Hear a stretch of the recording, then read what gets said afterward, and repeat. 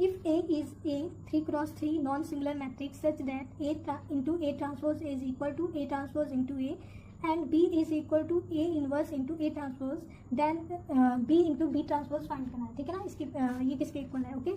तो देखो B into B transpose is equal to B क्या दे रखा है, A इनवर्स A ट्रांसपोज और B का ट्रांसपोज, ठीक है ना, इसका, ठीक है। अब सॉल्व करो।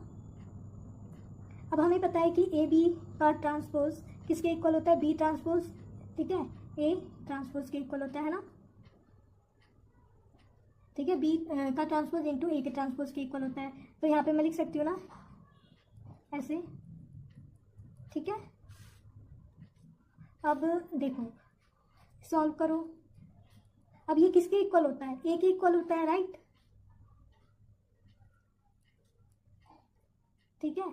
और ये हम देखो जो इनवर्स होता है, ठीक है, और ट्रांसपोज, ठीक है, ट्रांसपोज एंड इनवर्स आपस में इंटरचेंज हो जाते हैं ना। तो यहाँ पे मैं ऐसे लिख सकती हूँ, ए का ट्रांसपोज, ठीक है, फिर इसका इनवर्स, ठीक है।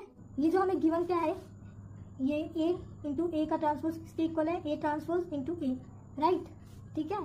तो अब मैं यहाँ पे ऐसे लिख सकती हूँ ए इनवर्स, ठीक है, ये इसकी जगह पे मैं ये लिख सकती हूँ ए इंटू ए का ट्रांसपोज और ए का ट्रांसपोज इनवर्स, ठीक है। तो अब देखो ये क्या है, आई, और ये भी क्या हो जाएगा, आई, ठीक है। ये भी क्या है, आई, ये भी क्या है, आई, आइडेंटिटी, ओके। तो आंसर क्या आया, I, okay. So option B is correct, right.